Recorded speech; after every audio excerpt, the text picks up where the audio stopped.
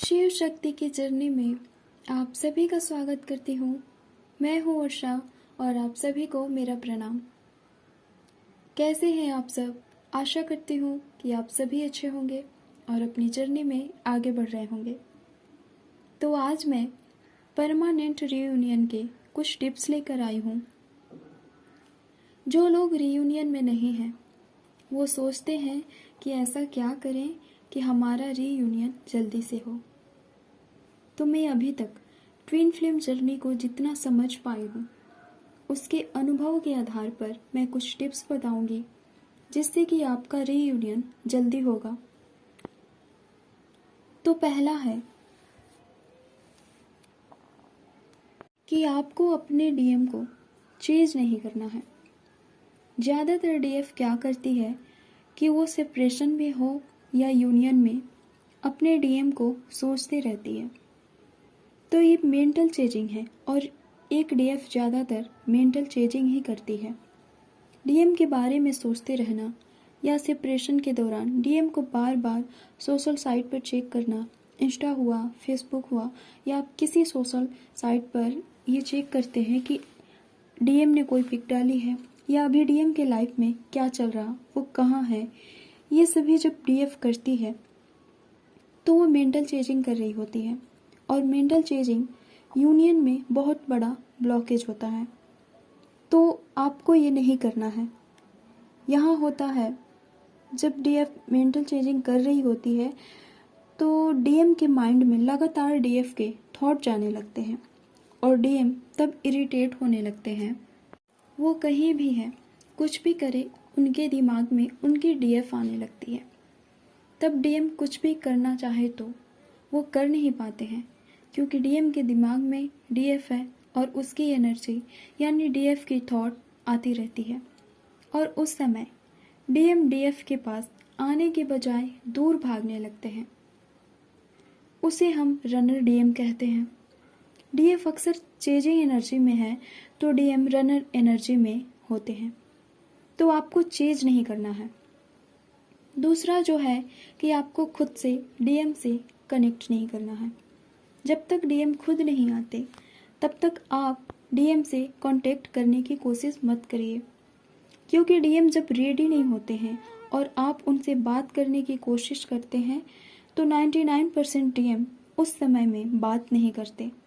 1% chance है कि वो बात कर लें और अगर कर भी लें तो फिर दोबारा बात नहीं करेंगे क्योंकि उस टाइम वो यूनियन के लिए तैयार नहीं होते हैं और वो किसी भी कंडीशन में यूनियन में नहीं आना चाहते। तो जब तक डीएम खुद नहीं आ जाते तब तक आपको वेट करना है। आपके डीएम अपनी अवेकनिंग के लिए, अपनी हीलिंग के लिए जितना टाइम चाहते हैं आप उन्हें पूरा टाइम दें, उन्हें स्पेस दें कि वो अपनी अवेकनिंग अच्छे से कर सके, अपनी हीलिंग अच्छे से कर सके और वो आपके पास एक अवेकन डीएम बनकर लौटे। जब तक वो खुद नहीं आ जाते आप उनका वेट करें, उनसे कांटेक्ट करने की कोशिश ना करें। तीसरा जो है कि आप अपने डीएम को ये खुद से ना बताएं कि आप ट्विन फ्लेम हैं या किसी डिवाइन कनेक्शन में हैं। जब डीएफ खुद ही बताती है तब डीएम बिलीव नहीं करते हैं क्योंकि डीएम लोअर चक्रा की एनर्जी से डील करते हैं और इसी कारण वो थोड़े लॉजिक माइंडेड होते हैं। तो वो ना तो डिवाइन कनेक्शन को समझ पाते हैं और ना उन्हें विश्वास होता है कि ट्विन फ्लेम भी कुछ होता है।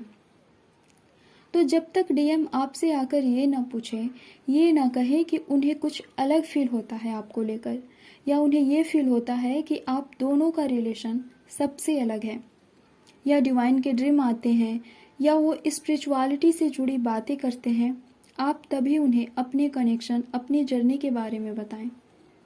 जब डीएम की अवेकनिंग होती है तब डिवाइन उन्हें वैसे ही गाइड करते हैं जैसे कि डीएफ को करते हैं। उन्हें भी डिवाइन अवश्य ही बताते हैं उनके जर्नी के बारे में।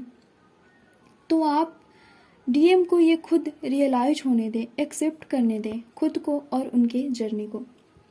और आप ये खुद ना बताएं जब तक वो आपसे आकर नहीं पूछते।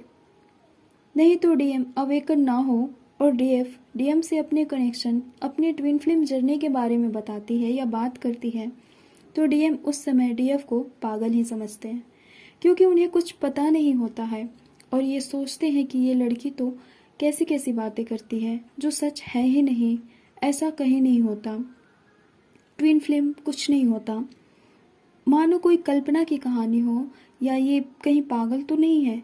और डीएम उस टाइम भी डीएफ से दूर भागने लगते हैं। तो आप ऐसा बिल्कुल भी ना करें। चौथा जो है आपको करना है, आपको अपने और अपने डीएम का कर्मा क्लिनजिंग करना है। आप अपना और अपने डीएम का कर्मा क्लीन जरूर करें। पांचवा है यिंग यांग एनर्जी को बैलेंस करना, यानी कि अपने और अपने डीएम की शिव शक्ति की ऊर्जाओं को संतुलित करना है, बैलेंस करना है। छठवां टिप्स है जो कि आपको अपना 7 चक्रा एक्टिव करना है। सातवां है अपने क्रिएटिव साइड पर वर्क करना है। आपकी जो क्रिएटिव एनर्जी है उसका ग्रोथ करना है आपको। जैसे कि आपको कुछ भी करना अच्छा लगता हो या आप में ऐसी कोई गुण हो जिस पर आप ध्यान नहीं देते हैं, जैसे कि पेंटिंग करना या डांस करना, लिखना, ऐसी कोई भी क्रिएटिव एनर्जी आप में होगी तो डीएफ इसे इग्नोर करती है।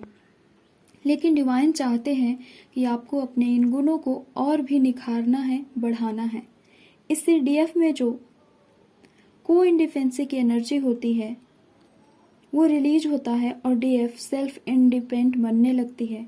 तो आप में कोई ना कोई क्रिएटिव एनर्जी होगा, आपको उस पर वर्क करना है। आठवां जो टिप्स है, आपको खुद पे फोकस करना है, खुद की ग्रोथ करनी है। हमेशा डीएम नहीं करना। वो क्या कर रहे हैं, कहाँ जा रहे हैं, क्यों नहीं आ रहे हैं आपके पास, आपसे बात क्यों नहीं कर रहे हैं, हमेशा डीएम के ख्यालों में नहीं रहना है। मैं ये नहीं कह रही हूँ कि आप डीएम को भूल जाएं, आपको एक डिस्टॉर्टेड डीएफ नहीं बनना है जो सब कुछ भूलकर अपना सारा एनर्जी, अपने सारा समय केवल डीएम के चक्कर में खराब करती है। आपको वो डीएफ नहीं बनना। आपको अपनी एनर्जी पॉजिटिव वे में डीएम के पास भेजना है, जिससे डीएम की अवेकनिंग हो। लेकिन जब आप डीएम को बहुत ज़्यादा मिस करते हैं, बहुत ज़्यादा याद करते हैं, रोते हैं, बस पूरे दिन पूरी रात डीएम में ही खोए रहते हैं, तो आपको नहीं पता चलता है। लेकिन आपकी निगेटिव एनर्जी, आपकी ये असंतुलित ऊर्जा डीएम के पास जाती है और वो डिस्ट्रॉय हो जाती है।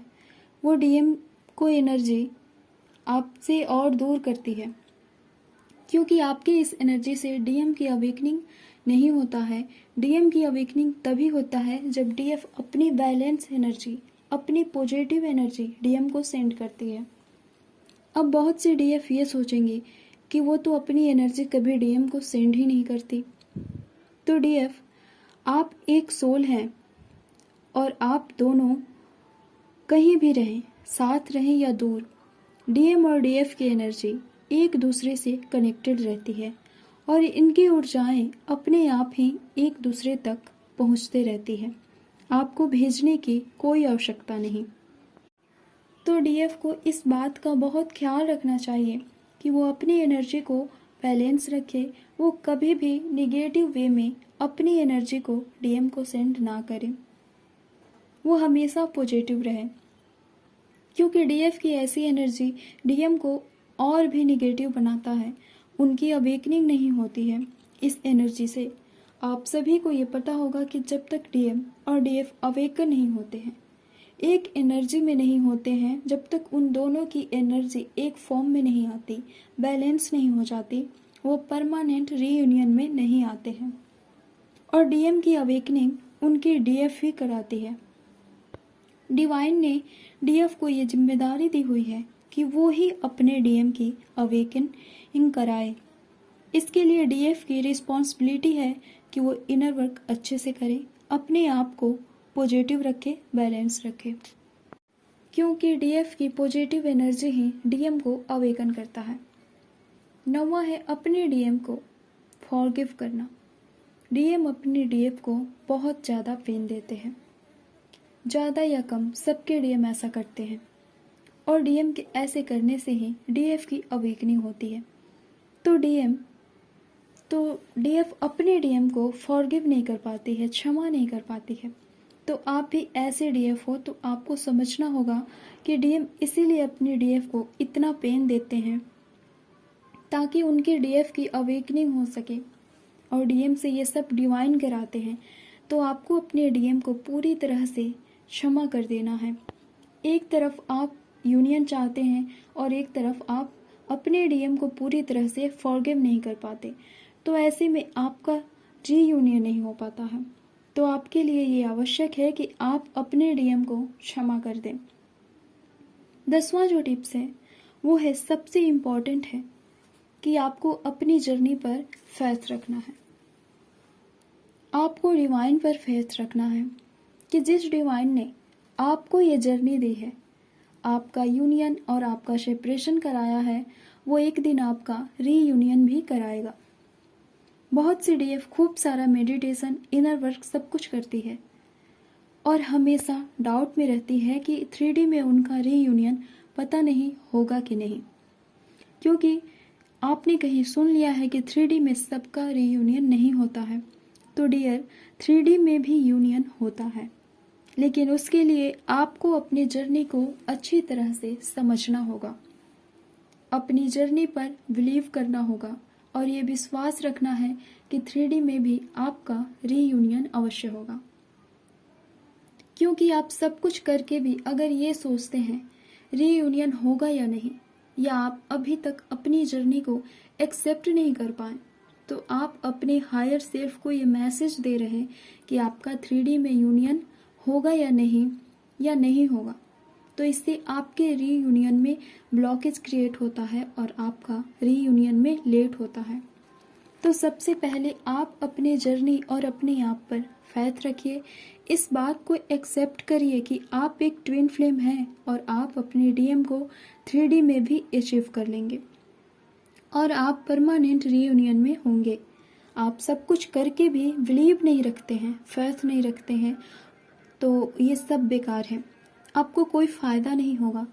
इसीलिए आपको सबसे पहले ये फेथ रखना होगा कि चाहे कुछ भी हो, आप 3D में भी रीयूनियन में होंगे और आपका आपके डीएम के साथ 3D में भी रीयूनियन होगा, परमानेंट रीयूनियन होगा। और आपसे कोई ये कहता है कि 3D में सबका यूनियन नहीं होता है, तो ये सच नहीं है। आपको किसी की बात नहीं सुनना है, आप केवल अपने जर्नी पर फेथ रखिए और डिवाइन के गाइडेंस को फॉलो करिए।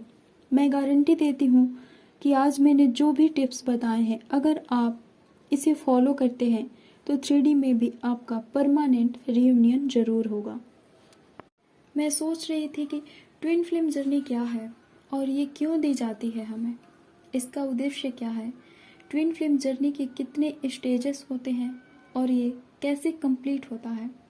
इस पर मैं वीडियो बनाऊं तो आप सबकी क्या राय है हमें अवश्य बताइएगा। धन्यवाद। ओम नमः शिवाय। ओम शांति।